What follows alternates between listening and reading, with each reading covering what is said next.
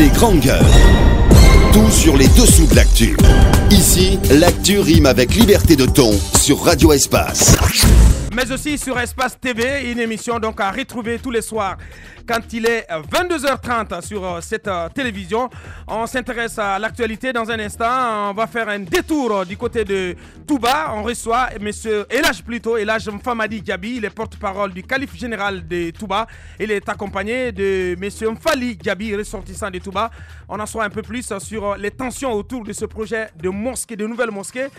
De ce côté, on parle de nouvelles taxes ce matin avec l'OGP, donc une nouvelle taxe qui va être prélevée sur les rentrées publicitaires des radios et télévisions privées de Guinée. C'est dès le 1er janvier 2016, c'est l'OGP qui en fait l'annonce. C'est une information, c'est une nouvelle qui ne va pas du tout faire sourire dans les milieux des radios privées de Guinée.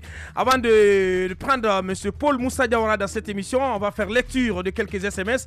Ce premier message qui dit: DTS, bonjour. Les GG, depuis toujours, la presse a dénoncé des scandales, mais à ma connaissance, il n'y a jamais eu de coupable. En Côte d'Ivoire, la compagnie des transports publics qui s'appelle la Sotra fut créée par Houphouët Boigny, mais elle vit toujours. C'est Mamadou Boy Adama Diallo qui signe ce message. Bonjour, c'est Alpha Omar depuis Symphonia. Le sort de ça bug un peu. On revient sur ce message. Bonjour, c'est Alpha Omar depuis Symphonia. Le sort de la Sotragui est l'illustration la plus parfaite du mode de fonctionnement de notre État, il le dit. Le problème de Touba, c'est purement d'intérêt personnel et non religieux. La Mecque a combien de mosquées aujourd'hui? C'est Keita Sanoussi depuis Matam qui pose la question. Pour mieux être compris par les auditeurs qui ont le niveau bas, vous devez apprendre à donner des passages, le sens des mots et expressions difficiles. Donc c'est Boy Diallo qui donne cette consigne un peu à l'équipe de GG. Bonjour les grandes gueules, s'il vous plaît, dites à la mine. Non, mais on va pas tomber dans la boue puante. Moussa Moïse, il faut lire le code des marchés publics avant de dire ben non. On va s'arrêter là-dessus. Est-ce que nous avons Paul Moussa Diawara en direct pour l'instant? Non. Amadou Diaby a-t-il démissionné ou pas, Moussa Moïse? Bon, moi je suis pas généralement football, mais je me suis intéressé un peu au sujet pour comprendre. Et le vice-président du comité exécutif de la FEGUFOOT, Amadou Diaby, donc, n'a pas démissionné. Il dit ne pas avoir l'intention de démissionner, contrairement à ce qui se disait ces derniers temps. Et il affirme que véritablement il n'a pas envie de démissionner parce que pour lui, ces rumeurs sont distillées par ceux qu'il appelle ses détracteurs. Alors, on a envie de comprendre. Moi, j'ai essayé de fouiller un peu pour comprendre ce qui n'allait pas, mais je me suis rendu compte à l'image de certains départements au niveau de la FEGUFOOT qui devrait quand même être le symbole de la symbiose, le symbole de la cohabitation entre les différents responsables. Au niveau de la FEGUFOOT, il y a une sorte de guerre intestine entre Monsieur le vice-président et le président Super V. Ouais. On ne comprend pas, et d'ailleurs selon mes informations, ça fait 2 mois que M. Diaby ne met pas les pieds à la FEGUFOOT. Ça fait 2 mois que les 2 hommes ne se salueraient même pas. Wow. Ça fait depuis son élection là par 96 délégués, il faut le rappeler, il n'a pas été associé à un quelconque voyage, ces matchs amicaux que nous avons suivis, aucune réunion, aucune prise de contact, rien du tout. Donc il y a ce problème au niveau de la FEGUFOOT. Je pense que les spécialistes de ce domaine doivent nous en dire plus en détail sur en tout cas cette actualité du côté de la fédération. Ahmed Kamara, nous avons Paul Moussa Diawara en direct. Les grandes gueules. Bonjour monsieur Diawara. Merci d'avoir accepté notre invitation. Mes chers frères, les grandes gueules, bonjour. Merci, voilà. On parle de cette taxe. Concrètement, comment ça va s'appliquer? Expliquez-nous parce qu'on est un peu confus et parce qu'il est mentionné que ce sera donc sur tous les communes ou toutes les rentrées publicitaires dans les différentes radios. Comment est-ce que tout ça va se gérer? Et pourquoi cette nouveauté peut-être? On est confus aussi parce que vous savez comment les radios fonctionnent en Guinée. Il n'y a pas de... Bon, écoutez, je vois que déjà ça suscite un grand intérêt dans la mesure où il s'agit, si je comprends bien, la presse est une corporation comme d'autres corporations et que c'est normal que quand on est une corporation, on doit défendre ses intérêts. Bon, ceci dit, les radios fonctionnent exactement comme les autres entreprises à caractère commercial. Les radios sont des radios commerciales. Et à ceci dit, les radios privées ou les télévisions privées fonctionnent comme les sociétés commerciales, notamment Orange, Areba, Bonaki, Total et les autres. Donc, avec cette réalité, je crois que vous avez pour objectif différent. Si les unes font la téléphonie, les autres font la boisson, mais vous faites de l'information. Mais il y a un aspect commercial lié, par exemple, à la publicité ou aux publicités que vous faites passer pour les clients que vous avez, comment dirais-je, pour vos radios respectives et pour vos télévisions respectives. Donc, quand vous percevez de l'argent pour faire passer les publicités, c'est pas gratuit. C'est l'argent que vous percevez pour faire passer les publicités. Et donc, ceci étant, il y a un régulateur dans les conditions normales. Ces textes-là existent depuis 1986. Mais en réalité, le problème que nous avons trouvé à l'OGP, et pas seulement à l'OGP, dans l'ensemble, comme on le dit souvent, le président aime le dire, il a hérité d'un pays et non d'un État. Il y avait des textes, des lois, il y avait la législation, mais ces textes-là souffraient d'application. Donc, il n'y avait pas d'application. Donc, soyez rassurés que c'est une continuité et que dans les conditions normales, les radios devaient payer depuis de très longues années. Ça n'a pas été le cas parce qu'il est dit dans le décret ou dans les documents que nous disposons, la publicité sous toutes ses formes, quel que soit le support public ou privé, donc toute publicité relève de la gestion exclusive de l'Office national de publicité et les régulateurs. Donc, y compris, je veux parler aussi des restaurants, les frontons des boutiques, des pharmacies. Aucune activité, en réalité, n'est épargnée par la publicité. Donc, c'est pourquoi je tiens à dire ici que la presse aussi fait partie. Mais ceci étant... Monsieur Diawara, Monsieur Diawara, s'il vous plaît, on est pris par le temps. J'ai quand même une question intéressante puisque vous énumérez la liste des publicités. Quand vous circulez dans Conakry, vous remarquez qu'il y a certaines familles privées qui ont des effigies, c'est-à-dire des publicités de sociétés de téléphonie, parfois de boissons à leur cour, à leur portail. Une question toute bête, est-ce que ces familles sont rémunérées? Bien, merci. C'est une question pertinente que vous posez. C'est une question pertinente. La rémunération de ces familles-là ne relève de la société qui contracte, comment dirais-je, l'affichage publicitaire, le contrat avec la société. Et donc, ce qui veut dire que le paiement de la rémunération de cette famille, l'appui, c'est par exemple la cour ou le mur, n'est-ce pas? Le paiement, ce n'est pas l'OGP qui paye, c'est plutôt la société. Si c'est par exemple Bonagui, si c'est par exemple Orange qui veut couper le mur de M. Abouakar Diallo, c'est à Bonagui de payer la décoration murale, n'est-ce pas, à la famille. Donc, ce qui veut dire que, comment dirais-je, nous percevons seulement les taxes que cela engendre, que cela engrange. Donc, notre problème, c'est la taxe que nous percevons. Maintenant, le contrat qui lie le propriétaire de la cour et la société n'engage que les deux parties. On va revenir sur notre sujet. Allez-y, Tamba. Alors, monsieur Diawara, c'est une taxe que nous comprenons. Deux petites questions rapidement. C'est d'abord de savoir ce qui a motivé que ce soit maintenant, parce que nous savons que vous saviez et que cette mesure existait dans nos textes. Pourquoi l'avoir activée maintenant? Deuxième question, est-ce que cette mesure prend en compte la distinction radio privée commerciale et radio privée communautaire? Bien, écoutez, comment dirais-je, je pense encore, je voudrais encore insister là-dessus parce que tant que la répétition est importante, tant que la compréhension n'est pas établie. Donc, je voudrais dire ici que les radios commerciales ne sont pas des radios humanitaires ou à caractère non lucratif. C'est des radios qui donc, sont établies pour donner l'information au public, à l'opinion, mais aussi faire du business. c'est-à-dire par rapport à la publicité qui se passe entre les radios et les clients. Bon, pourquoi on n'a pas établi, tout cela n'a pas été fait jusqu'aujourd'hui? Vous pensez, il y a des secteurs tels que par exemple le tourisme, je voudrais prendre un exemple, ou bien l'hôtellerie, les associations ou les organisations professionnelles ont, pour ce qui concerne cette année, fait des démarches. Par exemple, je prends juste un exemple pour l'illustration. On se sont rapprochés de l'OGP pour expliquer que Ebola fait un impact sur leur secteur et qu'il fallait regarder et qu'on devait être vraiment regardant sur leur certainement en pensant à cette taxe. Donc, vous avez... on a pensé aussi... Allô, on s'écoute aussi, Monsieur oui, Diawara, je finis sur la question, je n'ai pas fini d'expliquer la question de Monsieur Zakari. Oui, allez-y très rapidement, Monsieur Diawara, on est très talonné par le temps.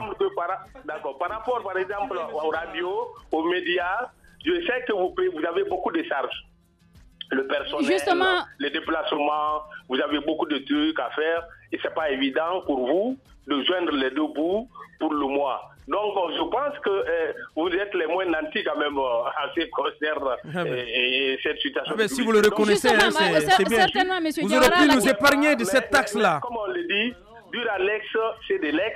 La loi est dure, mais c'est la loi. Il faut que quand même les gens, que vous contribuez en tant que citoyen, monsieur Diawara, que vous contribuez à la... Oui. La loi est dure, mais c'est la loi. Mais nous voudrions quand même savoir, peut-être qu'il y a des chiffres. Comment le prélèvement va-t-il se passer? Est-ce que c'est le même montant au niveau des radios commerciales et des radios communautaires? La précision est importante. Ça va coûter combien? Non, je parle de façon globale. Écoutez, moi, ce que je vais vous dire, par rapport au prélèvement, nous avons une pédagogie, une méthode, une stratégie qui consiste, par exemple, à toujours prendre de contact avec les organisations professionnelles, notamment l'UTEGI. On aura une séance ou plusieurs séances de travail avec l'UTEGI pour ensemble trouver... Monsieur Diawara, là vous vous dérobez complètement parce que c'est aussi simple que ça. Si ces mesures-là existent dans les textes depuis il y a longtemps, écoutez, monsieur, s'il vous plaît, si ces textes existent, si les radios privées et les radios doivent payer des taxes, le moyen de paiement est quand même prévu. C'est simple de nous le dire. C'est pas en réunion que vous allez décider comment ça va se payer. Comment ça va se payer et combien ça va coûter, vous devez être en mesure de répondre. Les grandes gueules. Non, si je vous l'ai dit, par exemple, je vais vous donner un exemple. Merci bien, vous savez, tout cela, notre rôle en tant qu'État, c'est certainement de veiller aux intérêts de l'État, mais aussi, c'est de faire en sorte que les partenaires que vous êtes, que nous vous accompagnons dans le fonctionnement ou dans la gestion de vos entreprises quand il y a des difficultés. Je voulais dire ceci, monsieur Roby. Voilà le problème. Je vais dire que il y a des taxes qui sont prévues pour cela et qui seront fixées pour l'ensemble. Mais en tant que aussi responsable de presse et de médias, je sais très bien que vous avez des difficultés, par exemple, la jeune des Rebours. Monsieur Diawara, vous ne pouvez pas. Monsieur Diawara, s'il vous plaît, vous ne pouvez pas quand même. Monsieur Diawara, s'il vous plaît, vous pouvez pas. Écoutez-moi, vous ne pouvez pas quand même nous dire qu'il y a des taxes qui existent et qu'il n'y ait pas des moyens de paiement. Il faut le comprendre, Roby. C'est quand même. Donnez juste une seconde. Tu te fies en avant. Je vais terminer là-dessus. Une minute, par exemple, pour la publicité. Une minute coûte 500 000 francs guinéens. Une minute. Donc, vous comprenez... À la télé ou à la radio? Non, à la radio comme à la télé, c'est 500 000 francs guinéens. Une minute. Donc, mais ce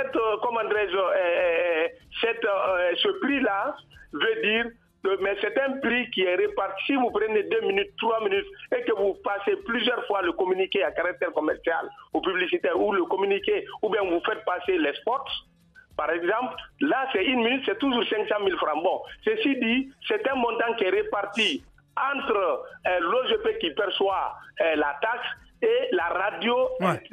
Oui, par exemple, pour finir là-dessus, sur un spot d'1 minute qui coûterait donc 500 000 francs guinéens, combien vous allez prélever sur les 500 000 francs guinéens? C'est ce qu'on a envie de savoir.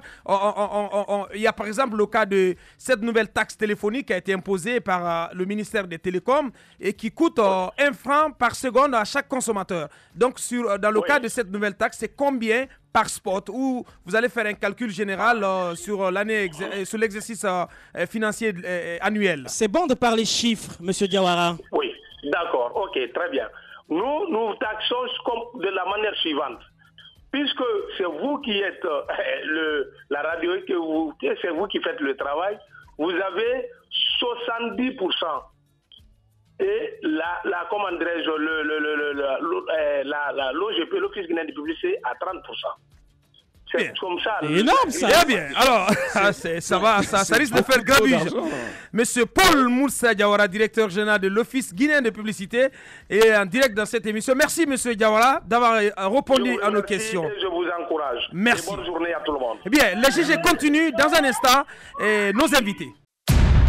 Politiciens véreux, fonctionnaires corrompus, promoteurs immobiliers voyous, justice passive. La Guinée devient-elle mafieuse? Les grandes gueules d'Adafo Média ne lavent pas plus blanc, mais vous permettent de défendre votre pays en vous informant. Avec les grandes gueules d'Adafo Média, dénoncez les turpitudes, nous garantissons le secret des sources. Envoyez vos documents à espacefmguinée.info, rubrique Contact. Les grandes gueules d'Adafo Média ou le socle de la liberté d'expression en Guinée. Oui, dans un instant, nos invités qui vont s'installer dans ce studio. On revient sur cette affaire de mosquée du côté de Touba. Ça fait du remous de ce côté-là. Dans un instant, nous allons recevoir Elhaj Mfamadi Diaby. Il est porte-parole du calife général de Touba. Et M. Mfali Diaby est également ressortissant de Touba. Mais avant, on va en dire un mot quand même sur l'intervention de Paul Moussa Diawara. Roby va parler rapidement. Moi, d'abord, il faut savoir que l'OGP, depuis que Paul Moussa est à sa tête, il se bat comme un beau diable pour que véritablement les intérêts de l'État soient reconnus et respectés par les différentes sociétés. On a vu le combat qu'il a mené contre certaines sociétés de la place qui vraisemblablement n'étaient pas habituées à payer un certain nombre de taxes. Je n'arrive pas à remonter ma chaise. Voilà. Notamment la taxe mobile. Hein. Exactement. Ouais. Donc, mais il faut comprendre. Hein. Si la loi elle existe depuis, je crois, il a dit 1986. Mais ça a été réactivé dans le décret du président. Il faut aussi se rendre compte que la loi n'est pas faite aussi pour faire du tort à tout le monde. La loi elle est faite pour servir aussi le peuple. Et lorsque nous nous rendons compte que le marché de la publicité dans notre pays est un marché assez restreint, c'est un marché quasiment inexistant même pour certaines sociétés, pour certaines radios, ouais. Quand on se rend compte aussi des difficultés que les entreprises de presse ont dans leur fonctionnement, je pense que l'État même, il est obligé lui-même de donner un coup de main à ces entreprises-là en les subventionnant quelquefois. Je pense qu'au niveau de l'OGP, en rapport bien entendu avec les services qui sont dans le domaine de cet axe, il faudrait qu'on puisse au moins regarder avec une loupe toutes ces difficultés que rencontrent les entreprises de presse pour trouver un pourcentage raisonnable. Parce qu'il a parlé de 30%. 30%, il y a des radios qui risquent de ne plus faire passer de publicité, c'est assez grave. Il faut revoir tout cela parce que c'est un marché restreint. Non, mais c'est un marché trop restreint et il n'y a pas assez de pub. Le problème, c'est pas que les radios ne vont pas faire passer de publicité. Le problème, c'est que ce sont les entreprises et les services qui ont besoin de publicité qui auront des difficultés parce que les radios, à un moment donné, seront obligées de relever un peu les factures. Le taux intermédiaire justifiable, à mon avis, ne peut pas aller au-delà de 10%. Ouais. Lorsque l'OGP grignote de manière gourmande quand même 30% dans les frais de publicité qui sont infimes dans les radios, qui permettent aux radios de tenir leur charge, je veux dire que c'est énorme, monsieur Paul Moussa Diawara. Il faut revoir la calculette. Bien. Alors, on reçoit à présent nos invités. Elhaj Mfamadi Diaby, il est porte-parole du calife général de Touba. Il est accompagné de monsieur Mfali Diaby, ressortissant de Touba également. Bonjour Elhaj. Bonjour. Bienvenue dans cette émission. Bonjour monsieur Mfali Diaby. Il n'a pas de micro. Bonjour. Alors, première question, Moussa Moïse. Première question, on a envie de comprendre. Nous avions déjà eu les deux parties et on avait eu quelqu'un de Touba, mais également... quelqu'un de Karambaya et quelqu'un de Touraya. Oui, mais pour que les auditeurs puissent en sortir. Bien. Vous êtes de Karambaya, c'est cela? Ok, exactement. Donc le porte-parole du calife actuel. Alors, au jour d'aujourd'hui, où est-ce qu'on en est dans ce conflit autour de la mosquée? Quelle est la vérité dans ce dossier? Parce qu'on a quand même fait passer des images, vous avez certainement vu ça sur Espace TV, des images du plan de la mosquée qui fait l'objet de tout ce litige. Donc, il y a les murs, les piliers sont déjà élevés, mais on nous dit de l'autre côté que très souvent, lorsque les travaux sont en cours, ils sont lapidés, ils sont chassés, ils sont brutalisés par des personnes venant de votre camp. Que se passe-t-il? Voilà. So c'est nara abeneri ibirade mato isanji bombo de nara men mato. Ota fala fene mosquée timandebe. Atima mire nambeo. Bene ha mosquée fala sinde mun sera bari. C'est ka fama diviser nara amu diviser mo maron. La rina tamfanna fa fala bil naki. Mosquée nara. Hein? Sal mosquée nara. Har mosquée nara. Mosquée ti mamire nambeo. O diviser ma di. Voilà, amu diviser ma ki nara. Ya kole ingan angani ge nan na minike benu mosquée fe khafa. Nangani ge nan tori tuba yira atamfa mosquée khambira. Yanige mundu. Ngani ge nagara. A lettre nan sabe sinde. Awa ma tuba ha fin de district Firinna. Tuba ha fin de district Firinna. Très bien. Donc na lettre na preuve na ntan se sa fala ban preuve fala mana ba na préfet na bofa to lettre sabe na gamma na na lettre tonga na siga tuba ya hanin karamba ya biri na nara lambulundara o ha din de nan tori abara fa lettre ran konja atuba ha fin district Firinna o tana xexi fore na no mo tan dori be nye kemi firi mo na be o musse sera ba ma mo bore xambi ham wo ha yina na gamma Khalife général na lettre sabema parce que faut respecter Touba et Khalife général autorité morale Khalife général nana depuis 200 ans forte mukuli nana fari urwa na kambirin dangila gine e muhulu nana fari nanye ke mefri na kanna ke modo nana fari comment ça se fait atambini forie bumma à lettre sabe préfet ma Touba fin district frina depuis a kolon namudlang anaka sali kenya fin di frina anaka fala ha famille be on tam musiga maji groupe sono alko won hasali rekere wo salima wakati namma bon na salife na karaba a hatima donc élément free na birim bara soto fa fala awa mané mo hataku. Est-ce que rapidement parce que tout le monde ne comprend pas forcément certainement monsieur Diaby va allez-y. Oui, monsieur Diaby il me fallait OK, donc rapidement pour dire que de l'autre côté on vous accuse d'être à l'origine de la division. Voilà. Parce que les corps par exemple les corps sur lesquels vous priez quand c'est des corps venant de l'autre côté vous n'accepterez même pas de prier sur ces corps. Et donc et même lorsqu'il parce qu'au niveau du califat aussi, au niveau du califat, tu me demandes d'abord est-ce que tu es d'accord pour prier sur voilà. Mais il ne faut pas dire que vous ne serez pas d'accord parce que tu ne connais pas d'abord. Je vous rapporte. C'est une question. Deuxième question. Bien. Il a été dit que le califat, au niveau de Touba, dans les conditions de mention, c'est mieux là que vous vous exprimez en français pour la compréhension de tous nos auditeurs. Le califat devrait se faire de manière tournante. C'est-à-dire votre famille un certain temps, je pense 30 ans, si ce n'est pas ce qu'il m'a confié, et l'autre groupe également un certain nombre de temps, mais depuis longtemps, vous êtes à la tête du califat et vous n'acceptez pas cette rotation. Non, ça c'est pas vrai. Le calife, c'est quoi? C'est quoi d'abord? Non, nous vous demandons, vous pouvez nous édifier. Oui, bon, écoutez, moi je vais axer mon intervention sur d'abord la présentation physique de Touba, la structure de Touba. Ça va être compliqué. Ok, d'accord. Maintenant, le calife, c'est quoi le calife? C'est quoi le calife? Le calife de Touba, vous savez, Touba est fondé, ça fait 200 ans depuis que Touba est fondé. Donc, il y a Karambaya, il y a Diakha. Voilà. Des familles indissociables dans le temps. Et jusqu'à maintenant, si ce n'est l'intervention de certains intrus, ces deux familles-là sont indissociables, Karambaya et Diakha. Donc les intrus, c'est les gens de Touraya? Oui, mais bien sûr, parce que déjà, les autres familles de Diakha ne se sont pas intéressées à ce problème-là. Maintenant, ils extrapolent le problème pour dire maintenant c'est un problème de Diakha, pour faire prendre position les autres familles de Diakha contre Karambaya. Donc, c'est comme si c'est une Karambaphobie, n'est-ce pas, qui leur... Bien. Maintenant, la question de Moussa Moïse, la question de Moussa Moïse. Voilà, moi je vais le calife, il y a le calife général. Mais retenez que chaque famille à Touba a un calife. Il y a des califes particuliers. Chaque famille. Maintenant, il y a le calife général. Ce calife général-là, oui, ce calife général-là vient de la descendance du fondateur de Touba. Donc de la famille Karambaya. Mais il y a le calife général aussi de Diakha. Il y a les califes particuliers. Même dans Karambaya, il y a des califes particulier. Parce que Karambaya, il y a 5 familles là-bas. Il y a Bouharia, il y a Kaousia. Le califat général. Le califat général, comment est-ce que ça ce se n'est pas fait? par rotation, c'est par âge, par sagesse, ainsi de suite. Alors le calife général de Touba, il vient toujours de la famille Karambaya. De la famille Karambaya depuis 200 ans. Selon les actes fondateurs. Bien sûr. Justement. Alors, et ces actes d'exclusion, le fait de ne pas prier par exemple sur les corps. Voilà. Est-ce que cela est vérifié? C'est archi faux. Vous pouvez vérifier qu'il nous apporte la preuve qu'il y a d'ailleurs même un de leurs califes qui était décédé tout récemment. Il a été, comme on appelle, à la grande mosquée de Touba et toute la population de Touba a prié sur lui.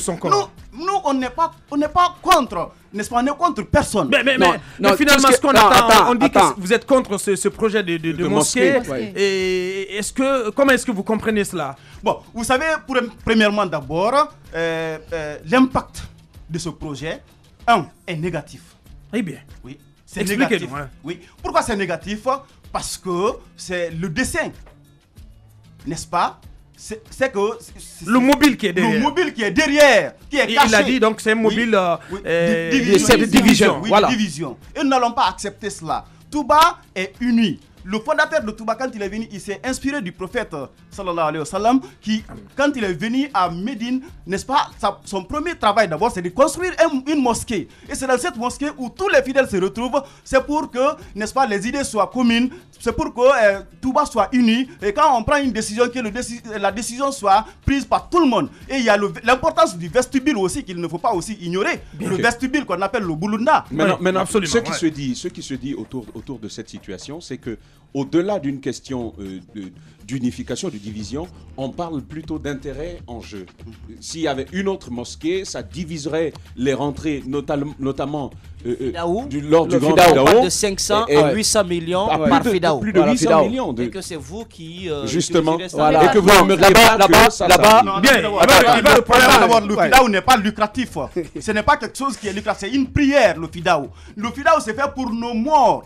Et nous, même si personne ne participe à ce Fidaou-là, les fils de Touba viendront pour assister à ce Fidaou-là. Ceux qui viennent assister à ce Fidaou, ils payent, comment on appelle le frais de Fidaou. C'est pas nous qui avons imposé cela. C'est une tradition. Oui, c'est une tradition. C'est pas nous qui l'avons. Moi, j'ai la question. Bien, allez-y, là.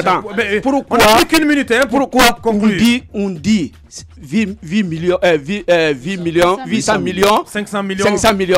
Il n'est qu'à mener le preuve. Parce que la première personne qui donne l'argent montant à lever, en général, là, ça n'a compté. 300 millions. Donc, attends, c'est qu'il dit, il faut donner le preuve. Il ne faut pas parler comme ça pour dire que... Bien, en fin de compte, si c'est facile à dire.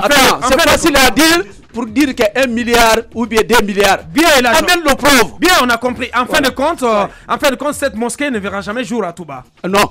Bien. On voulait le deuxième mosquée, pas cette manière. Bien. On soit d'accord comme le premier. Comme on n'a pas le temps. Comme on a construit. On n'a pas le temps, c'est parce qu'on n'a pas le temps. Il y a ce document. Donc, moi, j'aimerais que vous soyez le temps pour expliquer les gens. On peut revenir sur ce dossier-là le jeudi prochain. Non, le jeudi prochain, c'est trop tard parce que moi, je vais rentrer. Bien, alors, Moussa, en 10 secondes. Il y a une décision, une première décision du secrétariat général aux affaires religieuses qui autorise la construction d'une mosquée du côté de Touba. Et une deuxième décision là qui, encore de l'inspection régionale du secrétariat général des affaires religieuses de Bokeh, qui annule l'autorisation de construction de la mosquée. Je ne comprends rien du tout. Voilà. C'est le pataquet, total. Alors, on va suivre ce dossier de plus près, en tout cas. C'est du côté de Touba que ça se passe. Merci Elhaj Mfamadi Diaby, porte-parole du calife général, d'être passé dans cette émission. Merci également à M. Mfali Diaby, il est également ressortissant et il est membre de la famille Karambaya. On dit merci donc à l'équipe de cadrage, Djibril et Aliou, merci à l'équipe de réalisation. Prince a été du côté de la radio et Mamoudou Kondé du côté de la télévision. Merci à toute l'équipe. On se retrouve lundi pour poursuivre l'aventure. Au revoir, portez-vous bien.